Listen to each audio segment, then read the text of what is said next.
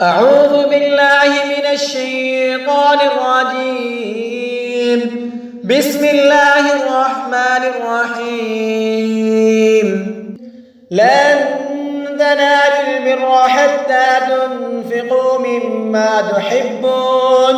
وما تنفقوا من شيء فإن الله به عليم. كل الطعام كان حلا لبني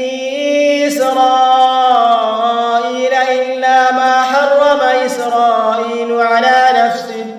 على نفسه من قبل أن تنزل التوراة. قل فأتوا بالتوراة فاتلوها إن كنتم صادقين. فمن افترى على الله الكذب من بعد ذلك فأولئك هم الظالمون. قل صدق الله فاتبعوا ملة إبراهيم حنيفا وما كان من المشركين. إن أول بيت وضع للناس للذي ببكة مباركا وهدى للعالمين. فيه آيات بينات مقام إبراهيم ومن دخله كان آمنا. ولله على الناس حج البيت من استطاع إليه سبيلا ومن كفر فإن الله غني عن العالمين. قل يا أهل الكتاب لم تكفرون بآيات الله والله شهيد على ما تعملون. قل يا أهل الكتاب لم تصدون عن سبيل الله من آمن تبغونها عوجا وأنتم شهداء وما الله بغافل عما تعملون. يا أيها الذين آمنوا إن تطيعوا فريقا من الذين أوتوا الكتاب يردوكم بعد إيمانكم كافرين. وكيف تكفرون وأنتم تتلى عليكم آيات الله وفيكم رسوله ومن يعتصم بالله فقد هدي إلى صراط مستقيم. يا أيها الذين آمنوا اتقوا الله حق تقاته ولا تموتن إلا وأنتم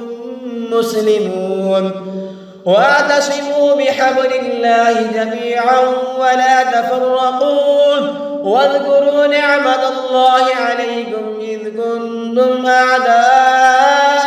فألف بين قلوبكم فأصبحتم بنعمته إخوانا وكنتم على شفا حفرة من النار فأنقذكم منها. كذلك يبين الله لكم آياته لعلكم تهتدون. ولتكن منكم أمة يدعون إلى الخير ويأمرون بالمعروف وينهون عن المنكر وأولئك هم المفلحون. ولا تكونوا كالذين تفرقوا واختلفوا من بعد ما جاءهم البينات وأولئك لهم عذاب عظيم. يوم تبيض وجوه وتسود وجوه فأما الذين اسودت وجوههم أكفرتم بعد إيمانكم فذوقوا العذاب بما كنتم تكفرون. وأما الذين ابيضت وجوههم ففي رحمة الله هم فيها خالدون. تلك آيات الله نتلوها عليك بالحق وما الله يريد ظلما للعالمين. ولله ما في السماوات وما في الأرض وإلى الله ترجع الأمور. الزبور كنتم خير أمة أخرجت للناس تأمرون بالمعروف وتنهون عن المنكر وتؤمنون بالله ولو آمن أهل الكتاب لكان خيرا لهم منهم المؤمنون وأكثرهم الفاسقون لن يضروكم إلا أذى وإن يقاتلوكم يولوكم الأدبار ثم لا ينصرون ضربت عليهم الذلة أينما ثقفوا إلا بحبل من الله وحبل من الناس فباءوا بغضب من الله وضربت عليهم المسكنة ذلك بأنهم كانوا يكفرون بآيات الله ويقتلون الأنبياء بغير حق ذلك بما عصوا وكانوا يعتدون ليسوا سواء من أهل الكتاب أمة قائمة يتلون آيات الله آناء الليل وهم يسجدون يؤمنون بالله واليوم الآخر ويأمرون بالمعروف وينهون عن المنكر ويسارعون في الخيرات وأولئك من الصالحين وما يفعلوا من خير فلن يكفروا والله عليم بالمتقين إن الذين كفروا لن تغني عنهم أموالهم ولا أولادهم من الله شيئا وأولئك أصحاب النار هم فيها خالدون مثل ما ينفقون في هذه الحياة الدنيا كمثل ريح فيها سر أصابت حرث قوم ظلموا أنفسهم فأهلكت وما ظلمهم الله ولكن أنفسهم يظلمون يا أيها الذين آمنوا لا تتخذوا بطانة من دونكم لا يألونكم خبالا ودوا ما عنتم قد بدت البغضاء من أفواههم وما تخفي صدورهم أكبر قد بينا لكم الآيات إن كنتم تعقلون ها أنتم أولئك تحبونهم ولا يحبونكم وتؤمنون بالكتاب كله وإذا لقوكم قالوا آمنا وإذا خلوا عضوا عليكم الأنامل من الغيظ قل موتوا بغيظكم إن الله عليم بذات الصدور إن تمسسكم حسنة تسؤهم وإن تصبكم سيئة يفرحوا بها وإن تصبروا وتتقوا لا يضركم كيدهم شيئا إن الله بما يعملون محيط وإذ غدوت من أهلك تبوئ المؤمنين مقاعد للقتال والله سميع عليم إذ همت طائفتان منكم أن تفشلا والله وليهما وعلى الله فليتوكل المؤمنون ولقد نصركم الله ببدر وأنتم أذلة فاتقوا الله لعلكم تشكرون إذ تقول للمؤمنين ألن يكفيكم أن يمدكم ربكم ب3,000 من الملائكة منزلين بلى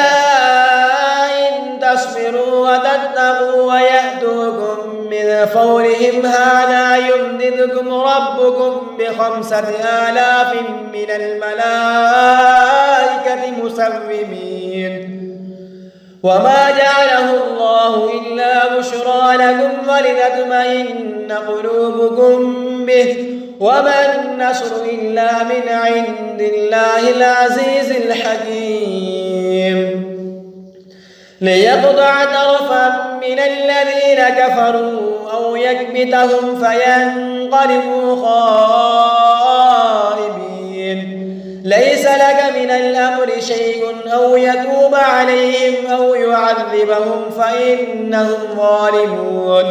ولله ما في السماوات وما في الأرض يغفر لمن يشاء ويعذب من يشاء والله غفور رحيم يا أيها الذين آمنوا لا تأكلوا الربا أضعافا مضاعفا واتقوا الله لعلكم تفلحون واتقوا النار التي أعدت للكافرين وأطيعوا الله والرسول لعلكم ترحمون وسارعوا إلى مغفرة من ربكم وجنة عرضها السماوات والأرض أعدت للمتقين الذين ينفقون في السراء والضراء والكاظمين الغيظ والعافين عن الناس والله يحب المحسنين والذين إذا فعلوا فاحشة أو ظلموا أنفسهم ذكروا الله فاستغفروا لذنوبهم ومن يغفر الذنوب إلا الله ولم يصروا على ما فعلوا وهم يعلمون أولئك جزاؤهم مغفرة من ربهم وجنات تجري من تحتها الأنهار خالدين فيها ونعم أجر العاملين قد خلت من قبلكم سنن فسيروا في الأرض فانظروا كيف كان عاقبة المكذبين هذا بيان للناس وهدى وموعظة للمتقين ولا تهنوا ولا تحزنوا وأنتم الأعلون إن كنتم مؤمنين إن يمسسكم قرح فقد مس القوم قرح مثله وتلك الأيام نداولها بين الناس وليعلم الله الذين آمنوا ويتخذ منكم شهداء والله لا يحب الظالمين وليمحص الله الذين آمنوا ويمحق الكافرين أم حسبتم أن تدخلوا الجنة ولما يعلم الله الذين جاهدوا منكم ويعلم الصابرين ولقد كنتم تمنون الموت من قبل أن تلقوه فقد رأيتموه وأنتم تنظرون وما محمد إلا رسول قد خلت من قبله الرسل أفإن مات أو قتل انقلبتم على أعقابكم ومن ينقلب على عقبيه فلن يضر الله شيئا وسيجزي الله الشاكرين وما كان لنفس أن تموت إلا بإذن الله كتابا مؤجلا ومن يرد ثواب الدنيا نؤته منها ومن يرد ثواب الآخرة نؤته منها وسنجزي الشاكرين وكأي من نبي قاتل معه ربيون كثير فما وهنوا لما أصابهم في سبيل الله وما ضعفوا وما استكانوا والله يحب الصابرين المقربين وما كان قولهم إلا أن قالوا ربنا اغفر لنا ذنوبنا وإسرافنا في أمرنا وثبت أقدامنا وانصرنا على القوم الكافرين فآتاهم الله ثواب الدنيا وحسن ثواب الآخرة والله يحب المحسنين. يا أيها الذين آمنوا إن تطيعوا الذين كفروا يردوكم على أعقابكم فتنقلبوا خاسرين بل الله مولاكم وهو خير الناصرين. سنلقي في قلوب الذين كفروا الرعب بما أشركوا بالله ما لم ينزل به سلطانا ومأواهم النار وبئس مثوى الظالمين. ولقد صدقكم الله وعده إذ تحسونهم بإذنه حتى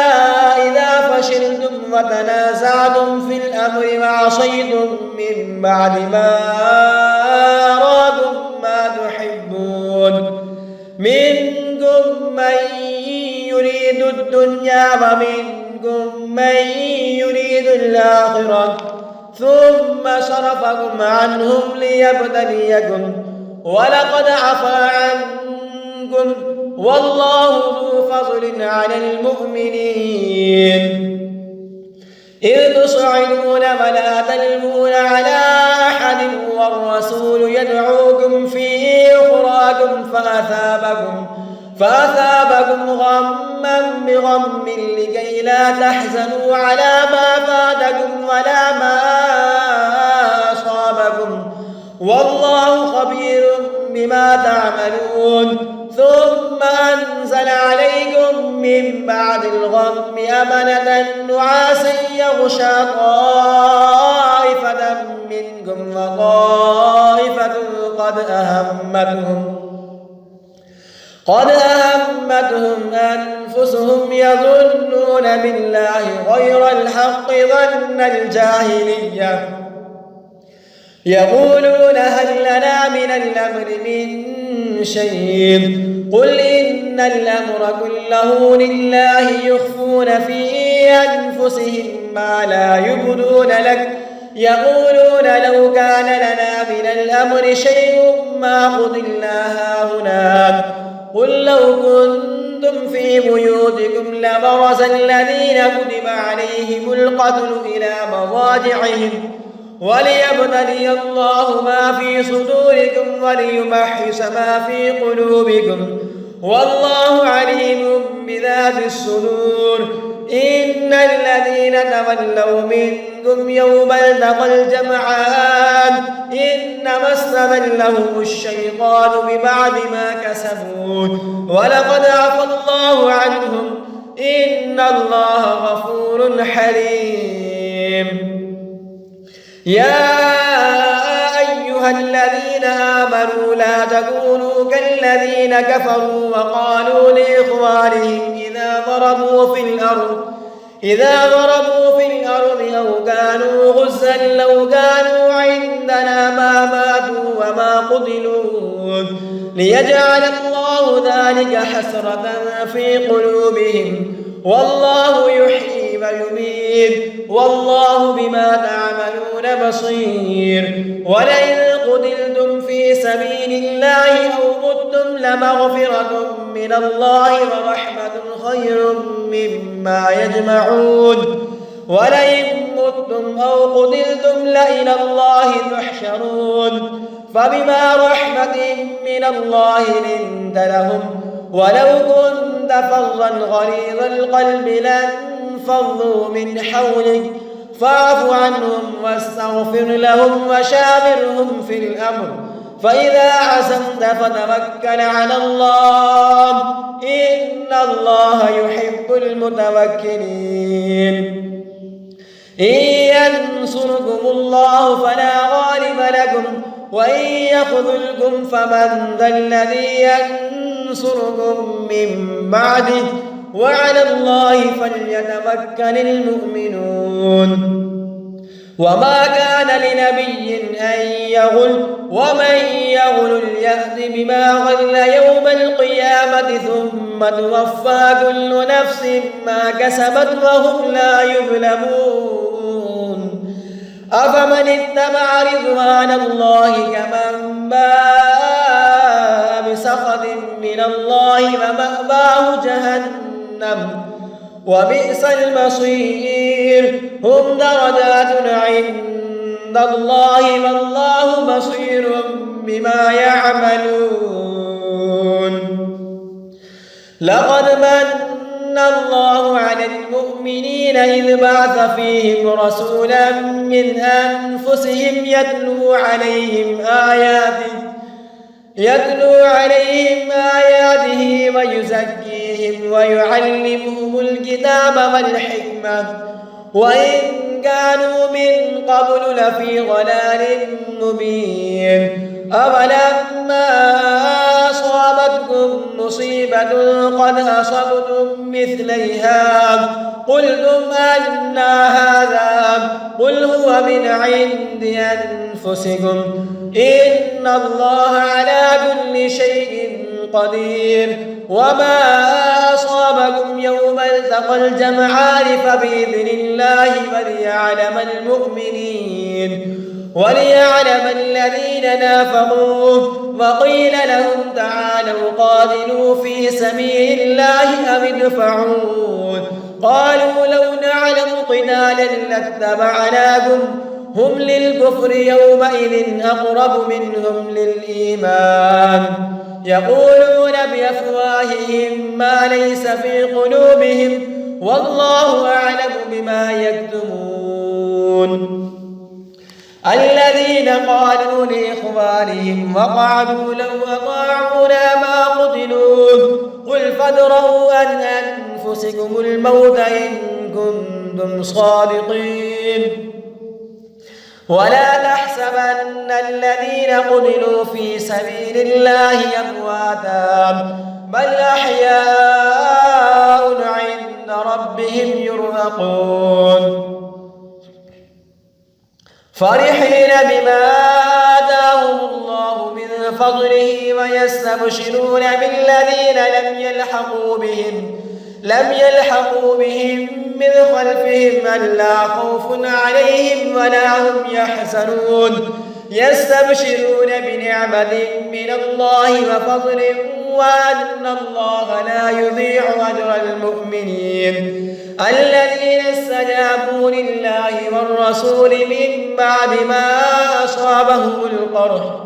للذين أحسنوا منهم واتقوا أجر عظيم. الذين قال لهم الناس إن الناس قد جمعوا لكم فاخشوهم فزادهم إيمانا وقالوا حسبنا الله ونعم الوكيل فانقلبوا بنعمة من الله وفضل لم يمسسهم سوء واتبعوا رضوان الله والله ذو فضل عظيم. إنما ذلكم الشيطان يخوف أولياءه فلا تخافوهم وخافون إن كنتم مؤمنين. ولا يحزنك الذين يسارعون في الكفر إنهم لن يضروا الله شيئا يريد الله أن لا يجعل لهم حظا في الآخرة ولهم عذاب عظيم. إن الذين اشتروا الكفر بالإيمان لن يضروا الله شيئا ولهم عذاب أليم. ولا يحسبن الذين كفروا أنما نملي لهم خير لأنفسهم إنما نملي لهم ليزدادوا إثما ولهم عذاب مهين. ما كان الله ليذر المؤمنين على ما أنتم عليه حتى يميز الخبيث من الطيب وما كان الله ليطلعكم على الغيب ولكن الله يجتبي من رسله من يشاء فآمنوا بالله ورسله وإن تؤمنوا وتتقوا فلكم أجر عظيم. ولا يحسبن الذين يبخلون بما آتاهم الله من فضله هو خيرا لهم بل هو شر لهم سيطوقون ما بخلوا به يوم القيامة ولله ميراث السماوات والأرض والله بما تعملون خبير. لقد سمع الله قول الذين قالوا إن الله فقير ونحن أغنياء سنكتب ما قالوا وقتلهم الأنبياء بغير حق ونقول ذوقوا عذاب الحريق ذلك بما قدمت أيديكم وأن الله ليس بظلام للعبيد. الذين قالوا إن الله عهد إلينا ألا نؤمن لرسول حتى يأتينا بقربان تأكله النار قل قد جاءكم رسل من قبلي بالبينات وبالذي قلتم فلم قتلتموهم إن كنتم صادقين فإن كذبوك فقد كذب رسل من قبلك جاءوا بالبينات والزبر والكتاب المنير كل نفس ذائقة الموت وإنما توفون أجوركم يوم القيامة فمن زحزح عن النار وأدخل الجنة فقد فاز وما الحياة الدنيا إلا متاع الغرور. لتبلغن في أموالكم وأنفسكم ولتسمعن من الذين أوتوا الكتاب من قبلكم ومن الذين أشركوا أذى كثيرا وإن تصبروا وتتقوا فإن ذلك من عزم الأمور. وإذا أخذ الله ميثاق الذين أوتوا الكتاب لتبيننه للناس فلا تكتمونه فنبذوه وراء ظهورهم واشتروا به ثمنا قليلا فبئس ما يشترون. لا تحسبن الذين يفرحون بما أتوا ويحبون أن يحمدوا بما لم يفعلوا فلا تحسبنهم بمفازة من العذاب ولهم عذاب أليم. ولله ملك السماوات والأرض والله على كل شيء قدير. إن في خلق السماوات والأرض واختلاف الليل والنهار لآيات لأولي الألباب الذين يذكرون الله قياما وقعودا وعلى جنوبهم ويتفكرون في خلق السماوات والأرض ربنا ما خلقت هذا باطلا سبحانك فقنا عذاب النار. ربنا إنك من تدخل النار فأخزيته وما للظالمين من أنصار. ربنا إننا سمعنا مناديا ينادي للإيمان أن آمنوا بربكم فآمنا ربنا فاغفر لنا ذنوبنا وكفر عنا سيئاتنا وتوفنا مع الأبرار. ربنا وآتنا ما وعدتنا على رسلك ولا تخزنا يوم القيامة إنك لا تخلف الميعاد. فاستجاب لهم ربهم أني لا أضيع عمل عامل منكم من ذكر أو أنثى أنثى بعضكم من بعض فالذين هاجروا وأخرجوا من ديارهم وأوذوا في سبيلي وقاتلوا وقتلوا لأكفرن عنهم سيئاتهم ولأدخلنهم جنات تجري من تحتها الأنهار ثوابا من عند الله والله عنده حسن الثواب لا يغرنك تقلب الذين كفروا في البلاد متاع قليل ثم مأواهم جهنم وبئس المهاد لكن الذين اتقوا ربهم لهم جنات تجري من تحتها الأنهار خالدين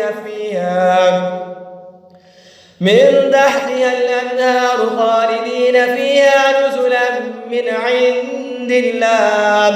وما عند الله خير للأبرار وإن من أهل الكتاب لمن يؤمن بالله وما أنزل إليكم وما أنزل إليهم خاشعين لله لا يشترون بآيات الله ثمنا قليلا أولئك لهم أجرهم عند ربهم إن الله سريع الحساب يا أيها الذين آمنوا اصبروا وصابروا ورابطوا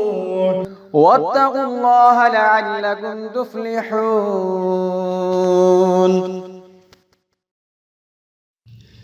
بسم الله الرحمن الرحيم يا أيها الناس اتقوا ربكم الذي خلقكم من نفس واحدة وخلق منها زوجها وبث منهما رجالا كثيرا ونساء واتقوا الله الذي تساءلون به والأرحام إن الله كان عليكم رقيبا وآتوا اليتامى أموالهم ولا تتبدلوا الخبيث بالطيب ولا تأكلوا أموالهم إلى أموالكم إنه كان حوبا كبيرا وإن خفتم ألا تقسطوا في اليتامى فانكحوا ما طاب لكم من النساء مثنى وثلاث ورباع فإن خفتم ألا تعدلوا فواحدة أو ما ملكت أيمانكم ذلك أدنى ألا تعولوا وآتوا النساء صدقاتهن نحلة فإن طبن لكم عن شيء منه نفسا فكلوه هنيئا مريئا ولا تؤتوا السفهاء أموالكم التي جعل الله لكم قياما وارزقوهم فيها واكسوهم وقولوا لهم قولا معروفا وابتلوا اليتامى حتى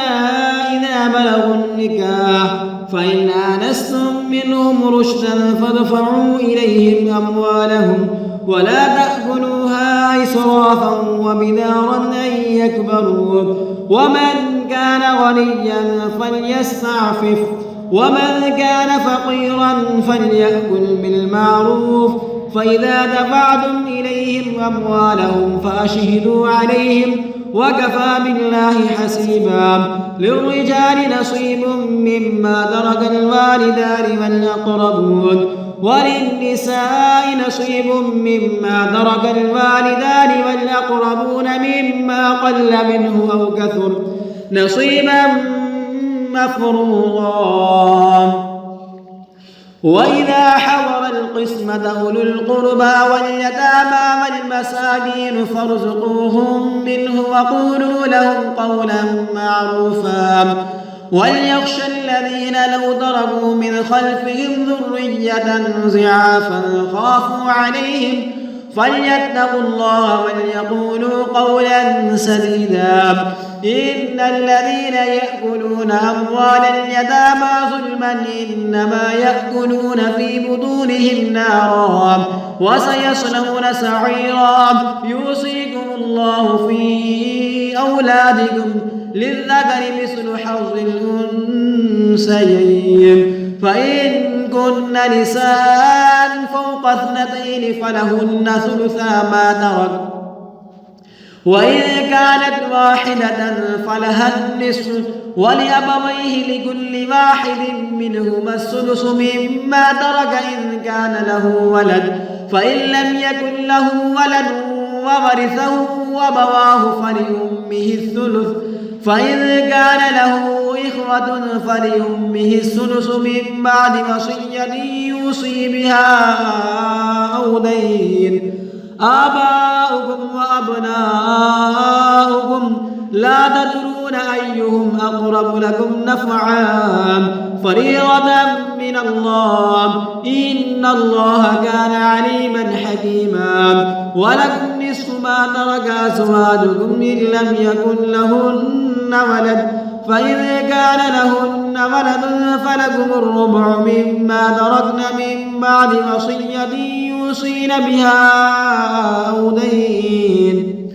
ولهن الربع مما تركتم إن لم يكن لكم ولد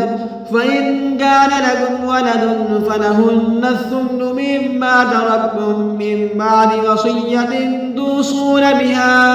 أو دين. وإن كان رجل يورث كلالة أو امرأة وله أخ أو أخت فلكل واحد منهما السدس فإن كانوا أكثر من ذلك فهم شركاء في الثلث من بعد وصية يوصى بها أو دين غير مضار وصية من الله والله عليم حليم. تلك حدود الله ومن يطع الله ورسوله يدخله جنات تجري من تحتها الأنهار خالدين فيها وذلك الفوز العظيم. ومن يعص الله ورسوله ويتعد حدوده يدخله نارا خالدا فيها وله عذاب مهين. واللاتي يأتين الفاحشة من نسائكم فاستشهدوا عليهن 4 منكم فإن شهدوا فأمسكوهن في البيوت حتى يتوفاهن الموت أو يجعل الله لهن سبيلا. واللذان يأتيانها منكم فآذوهما فإن تابا وأصلحا فأعرضوا عنهما إن الله كان توابا رحيما. إنما التوبة على الله للذين يعملون السوء بجهالة ثم يتوبون من قريب فأولئك يتوب الله عليهم وكان الله عليما حكيما. وليست التوبة للذين يعملون السيئات حتى إذا حضر أحدهم الموت قال إني تبت الآن ولا الذين يموتون وهم كفار أولئك أعتدنا لهم عذابا أليما. يا أيها الذين آمنوا لا يحل لكم أن ترثوا النساء كرها ولا تعضلوهن لتذهبوا ببعض ما آتيتموهن إلا أن يأتين بفاحشة مبينة